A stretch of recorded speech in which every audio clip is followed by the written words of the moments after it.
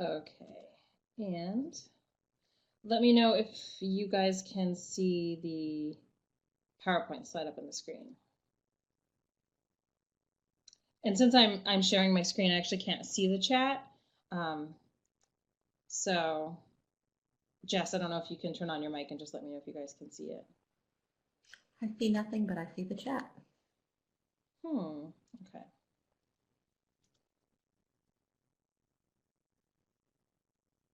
Let me try this. Sorry, guys.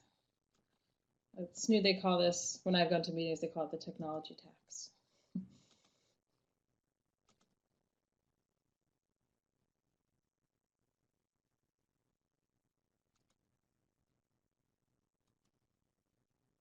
Is it? No, not sharing my screen. No, it's not. Bizarre. Let me try one quick thing.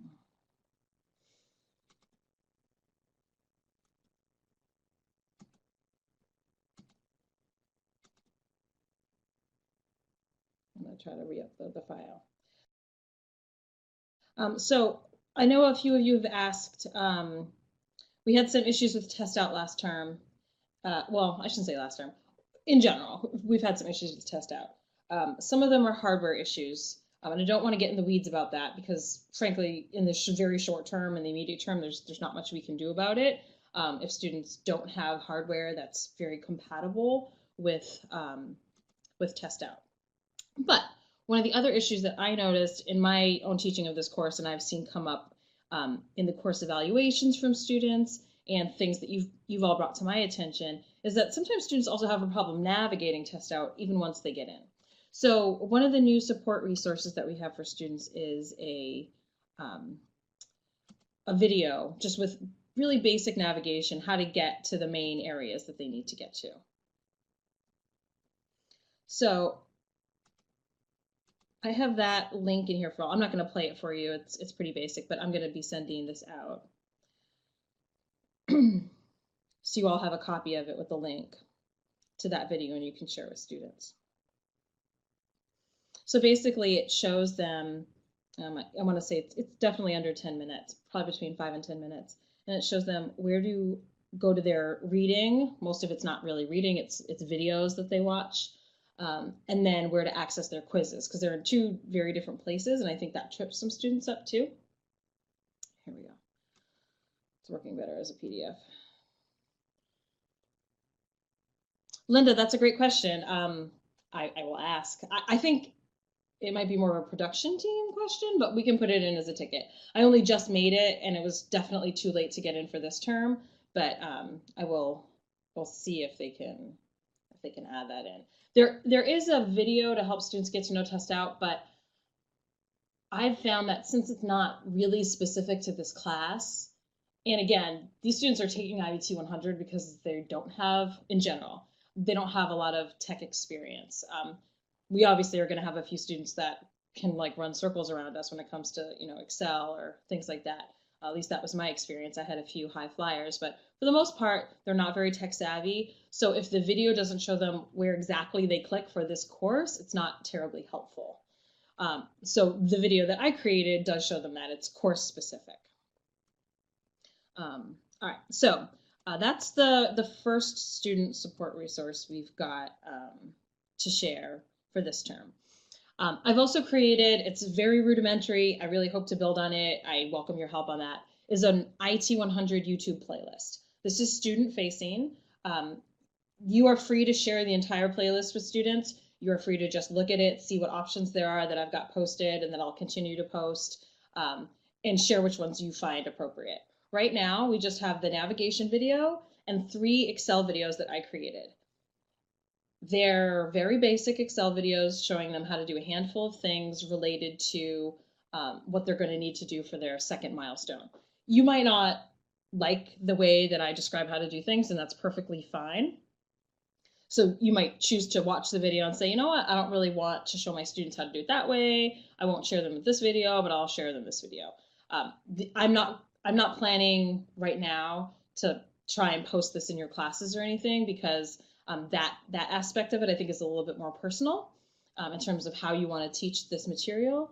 But absolutely check that out and share what you find appropriate. And Brent already subscribed to my channel. Thanks, Brent. It popped up in my email. So that's the other thing. And we hope to, I hope to add to that. If you've made videos that you think are universally applicable, it doesn't show any student information from your course. It doesn't show Blackboard. It's just, a how-to video. Or if there's a great video that's already on YouTube that you share that we can cross-list on this playlist, just let me know. You can email me and I can add it to this YouTube playlist, and we can sort of have a repository of great videos that we've created or that we've curated that we know are helpful for our students in this class, and get that to be even bigger than it already is. All right. So the next support resource that we have for students is Remind text message service. So I don't know how many of you are familiar with Remind. I've been using it for, a couple of years now, depending on what course I teach. I did use it for my IT 100 students, and I use it for all of Eco 201 and 202 students. So I invite all the sections. I send out an invite to all the students to sign up, and I usually get about 20% of students to sign up. Obviously, the fear is that only the ones who don't really need it will sign up, but at least it's something we're putting out there. I really want to try this for IT 100 in particular, because compared to other intro and core courses, it has very low submission rates.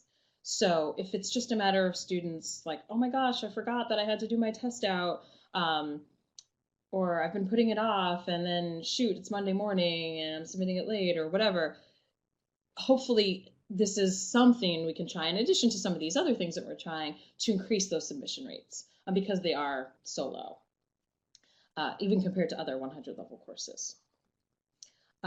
So what I'm going to do is I'll be the one to manage it, because I want to send it out to all students.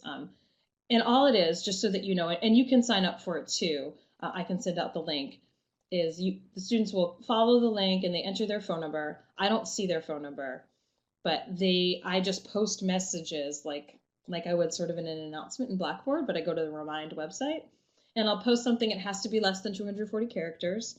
And I'll post something like, hey, your initial discussion thread is due tonight. So it's all really syllabus based. The exception being every once in a while, at least for the eco courses, I might send out a reminder about resources in the course. So when an assignment is coming up, I might send out a reminder about using a template or something, or a file, and tell them where to go. But for the most part, it's all syllabus based. I'm not using this to teach students, so I don't want you to see this as getting in the way of any instruction that you're doing. It's really just another way to remind students about assignment deadlines that are more just in time. So for the initial post for the discussion boards, I usually send the reminder out about 5 p.m. on Thursday. And then for like the end of week stuff, like the test out quizzes and the milestones, those reminders go out, Sunday morning.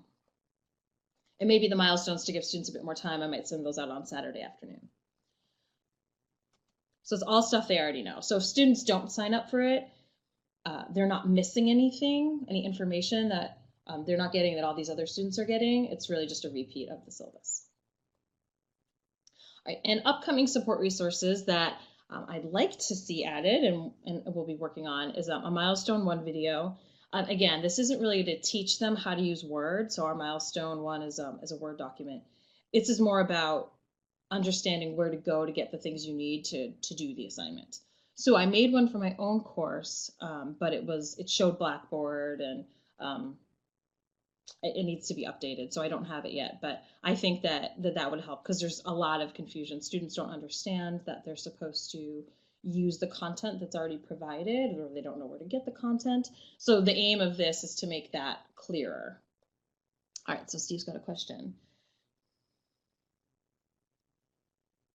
Oh, great. So Steve, that's a great question. So yeah, when students sign up for Remind, they might say, oh, like, how do I do Milestone 1? And it comes back to me as the owner as a text message. And yes, I reply to them. I do it for Eco 201 and 202. That's about 1,700 students. It is not overwhelming for me, so that's why I'm happy to offer this service. Not that many students reply that way, so I can handle it. And because I know the course, I can do it. If anything specific comes up, if they ask about grading feedback or, oh, why didn't this happen, then I direct them to their instructor. But if it's just syllabus-based questions, then I will answer them. Yeah. Yeah, and like I said, I don't get a ton of questions, at least not in the Eco 201 and 202 courses. We'll see how it goes in IT 100. Maybe students will be more amenable to this. Maybe they'll use it less. This will be my first time doing it for such a big group in IT 100. I've only ever done it for my own students. So, but it's just one way I think we can tackle that low submission rate.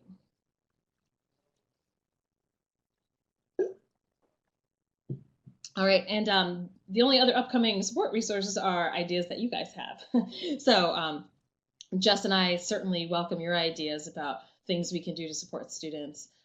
If you've done something in your course that's been, you felt very effective, we'd love to hear about it. If it's something we can share out in some way with the group, even better. But if it's just something that each of us can recreate on our own, at least if we talk about it, then we can all try it in our own sections.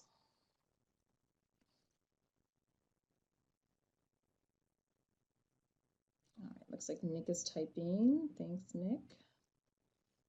I don't think I missed any questions, but if I did, oh, oh, great. Rochelle has a bunch. She says of videos. So that would be great if you want to share them out. You can share them on Snoop Connect if you like, or you can email them to the group. Either of that works. Okay. So Nick asked about faculty support videos for test out. Great question. It is on my to-do list. I'm hoping to get that done by midweek, if not sooner, if not today or tomorrow, and then send it out to the group. I know especially for the new folks, and for me too, when it was my first time, I had no idea where to go to click on things to get where I needed to go to see the students' results and even familiarize myself with what the students were reading. That took me quite a while. So I hope that clears it up. Yeah, Linda, great question. So that's another thing we need to update on the faculty side is that it's still saying that you all have to create the custom exams. The veteran faculty know that that is not required, but for the new folks, it's all set up for you. You don't actually have to do anything. Once you get your login and you can access test out, you're done in terms of that. All your students can start working. The only next thing you have to do is, if you want to, you can check out the resources that the students have to watch. And then of course you'll have to go to the grade area so you can transfer the grades. They don't transfer automatically. So you'll see how students scored after week 1 on their module 1 quiz, and then you'll enter those scores into Brightspace. But yeah, everything's already set up. All right, so the last thing I wanted to talk about, oh, and this doesn't quite fit on my screen, is rubric application. So those of you who have taught this course before will know that the way the course is set up is such that the milestones cover the same critical elements that are covered on the final project. So they're submitting a Word document, an Excel file, and a PowerPoint file. The Word and the Excel files get submitted as milestones. Students get graded from the rubric, and then they hopefully make some improvements if needed, and then they're going to resubmit on the final and get regraded on those rubric elements. The PowerPoint file is the only one where they won't get feedback on the actual rubric elements and a grade before they submit on the final. So that's something important to keep in mind, the way that course is structured. A lot of courses are structured like this, but since most of our students are new, they might not have encountered it yet. So of course, we always have to use the rubrics to grade students' work.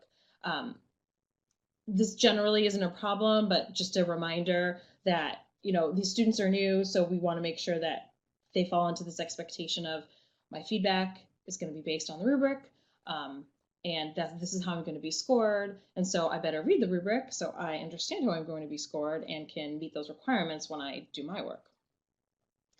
And if you get, in this course, it's not an issue with plagiarism, generally speaking, because we're providing the content for them. But usually plagiarism is the only time where we might not apply the rubric. We might say, okay, give a student a 0, let's say.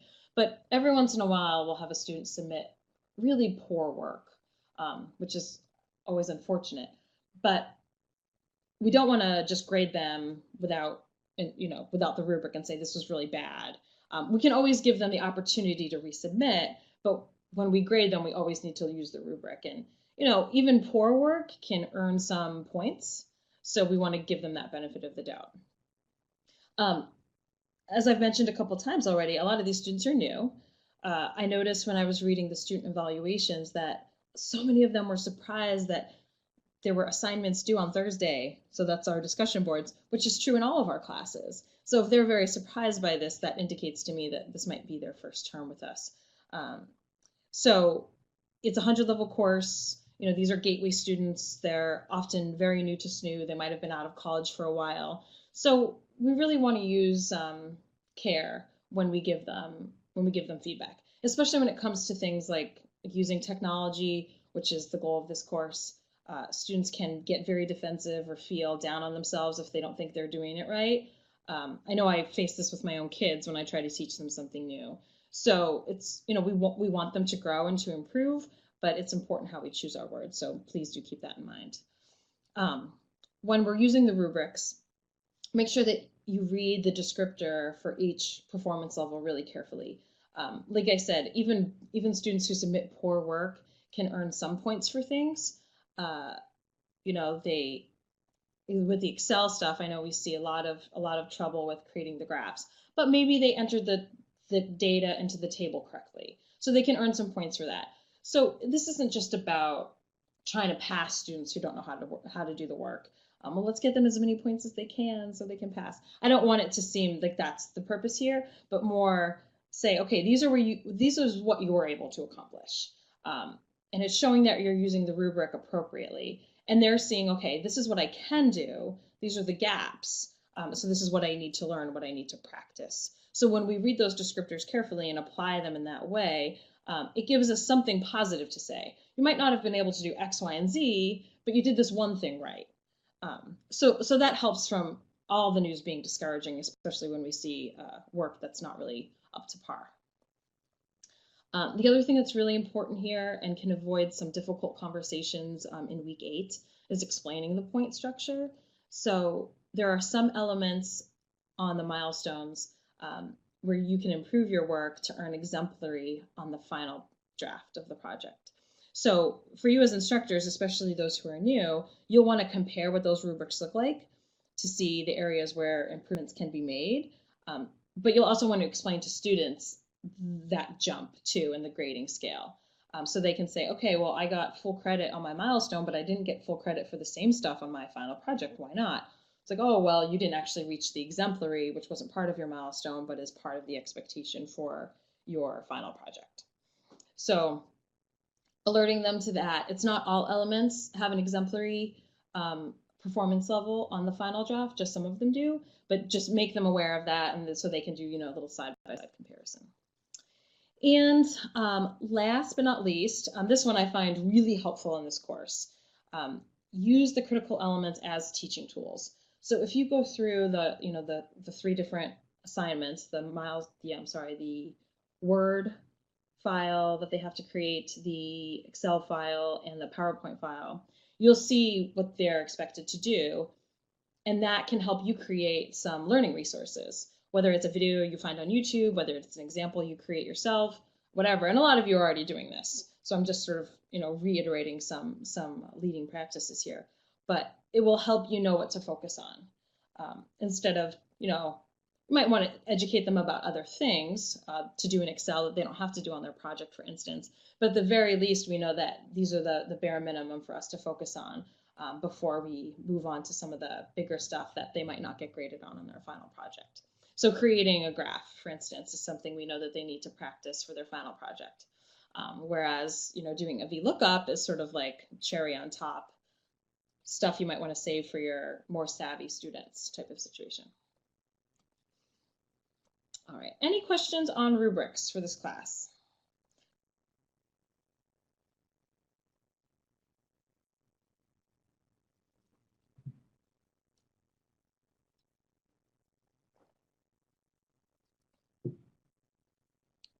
I see a couple people typing.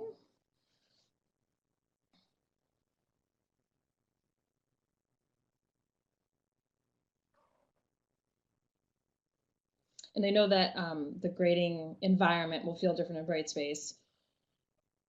Probably for everyone on this call. Well, no, some people use it at other schools, but for most of us, this is going to be our first time grading in Brightspace. So we're all going to be getting used to that together. I don't think there's anything unique to this course about it, but a learning curve for all of us in terms of adjusting to Brightspace. But the rubrics are still there. If you have any problems with embedded rubrics, submit a ticket, a support ticket.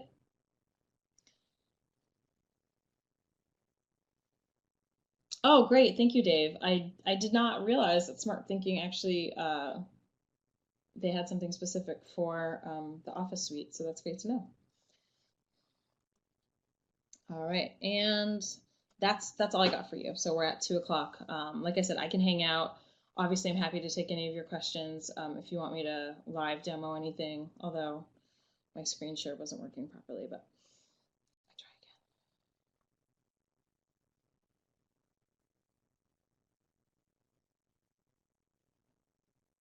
Oh, and another thing that I wish I had done myself that I notice a lot of you do, but for anyone who's not doing it, to share a link with students for Office 365 for students.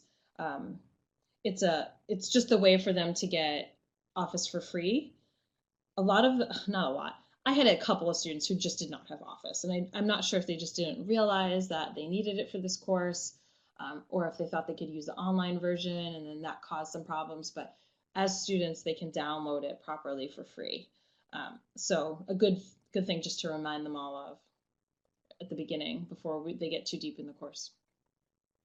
I had a few students fall behind for that reason because they told me that they didn't have the Office suite yet, and then we were like in week 3. So you only make that mistake once.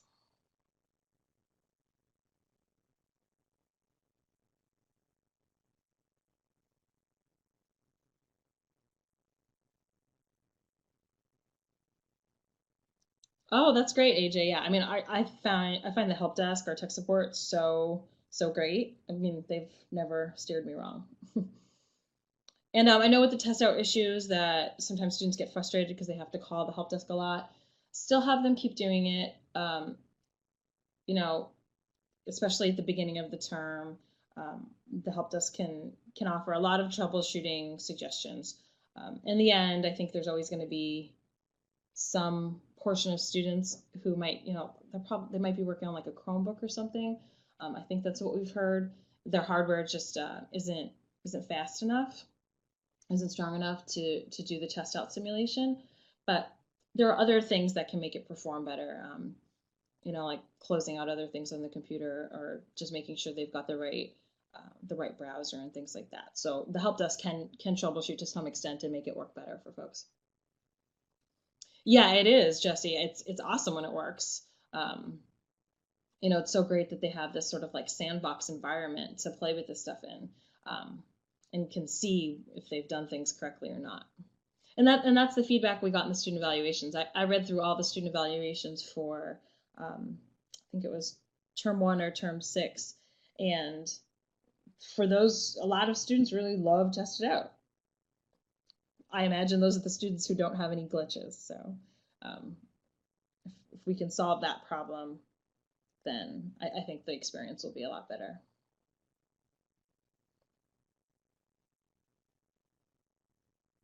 Yes, Linda, I will share the recording, and I'll email out this PowerPoint because it has the links to the YouTube site and the navigation video specifically, which is cross posted on the playlist. But if you just want to grab the URL for the navigation video to share with your students, it's right there.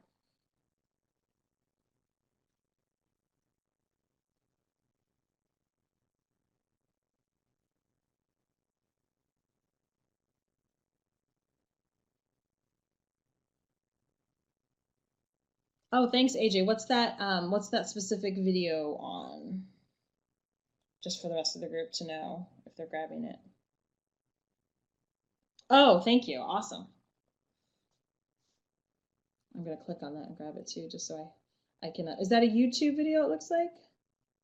Or is that a video? Sorry, I lost it in the chat. Yeah, it's YouTube. So would you be okay with me cross-posting that on the IT 100 playlist?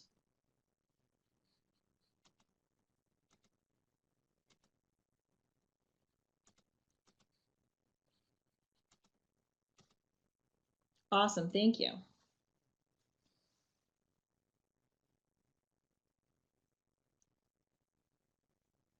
Yeah, there's, I mean, a lot of the videos that we collect are things you could make yourself. I use Screencast-O-Matic.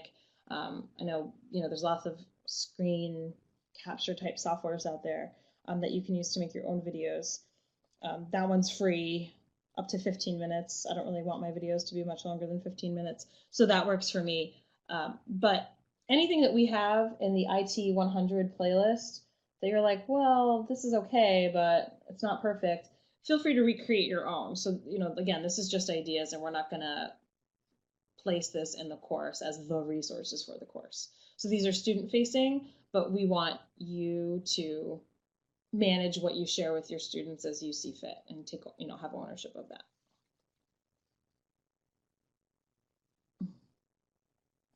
I don't know, AJ, my kids like American Pie, so can I go to like 8 minutes?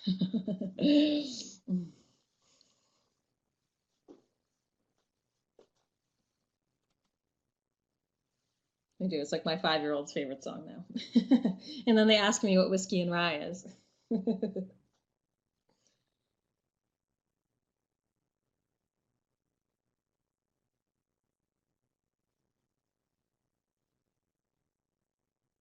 All right. Well, if there aren't any more questions, I just want to thank you all so much for joining.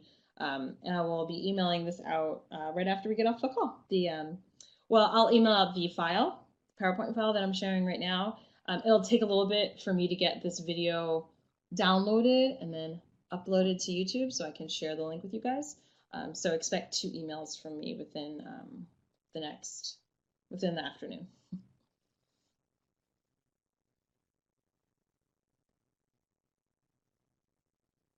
All right, well, have a great rest of your day, guys, and a great week 1. So a new year, new term, new day. Thank you.